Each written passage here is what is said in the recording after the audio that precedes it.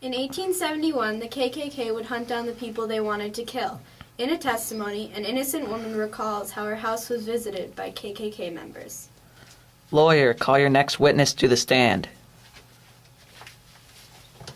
Miss, did any persons come to your house that night? Yes, sir, lots of them. I expect about 40 or 50 of them. What did they do at your house? They just came there and called. We didn't get up at first.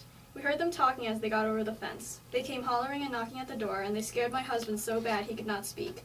I answered them. They hollered, "Open the door." I said, "Yes, sir." They busted both doors open and ran in two in one door and two in the other. I heard the others coming on behind them, jumping over the fence in the yard. One put his gun down to him and said, "Is this John Walthall?" They had been hunting him for a long time. They had gone to my brother-in-law's hunting him, and had whipped one of my sisters-in-law powerfully, and two more men on account of him. They said they were going to kill him when they got a hold of him. They asked my husband if he was John Walthall. He was so scared he could not say anything. I said no. He never got up at all. They asked where he was, and we told him he was up to the next house. They jerked my husband up and said that he had to go up there. I heard them go up there hollering, "Open the door," and I heard them break the door down. Oh boy, what beautiful flames in my fireplace. What a lovely evening. Oh no! This man, who was just shot, our friend, as described in an illustration and accompanying text from Harper's Weekly in 1872, was a part of the KKK. The KKK was a white supremacist group from the South that didn't accept the outcome of the Civil War and didn't accept Reconstruction. Through their intimidation, murder, and terrorization of blacks and people of the Republican Party, the Democrats ultimately were able to gain power in the South. All of these killings by the KKK needs to stop. Yeah, I thought things were supposed to get better now that slavery was abolished. People don't get that we were supposed to be equal to them now. They think the only way to get us to stop them is to kill us. I'm starting to miss slavehood. In this scene, another African-American person was killed by the white supremacy group, the KKK. Two relatives reflect on the murder and discuss how things were supposed to change now that slavery is abolished. By 1874, they realized that the KKK is worse than slavery with the amount of killings they do. We have fought hard for our rights. We put pressure on the federal government to develop a policy of universal emancipation. We precipitated the Civil Rights Act of 1865 and the 14th Amendment of 1867. We refused to surrender our civil rights, and we compelled the federal government to guarantee us the right to vote with the 15th Amendment. We even helped secure measures of social equality in public transportation, housing, and public accommodations. But now our rights are being threatened. Our rights are no longer protected by the government.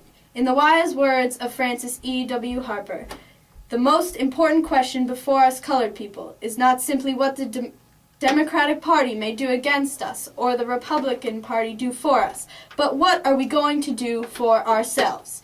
We must defend our rights. During and after the Civil War, African Americans did everything they could to get equal rights. Yet during the Reconstruction, their rights were threatened when the Republicans sacrificed their commitment to black rights for political expediency, and the government's will to enforce laws failed. Mr. President, what do you plan on doing about the South? It consists in withdrawing the military forces of the United States from the points in South Carolina and Louisiana, where they had been previously stationed for the protection and support of the lawful governments of those states. Because of the tensions in the South and the affairs of the white supremacy groups, the federal government found it harder and harder to justify the intervention into Southern affairs. Rutherford Hayes, elected in 1877, was voted in because he promised to withdraw from the South in exchange for key Southern votes.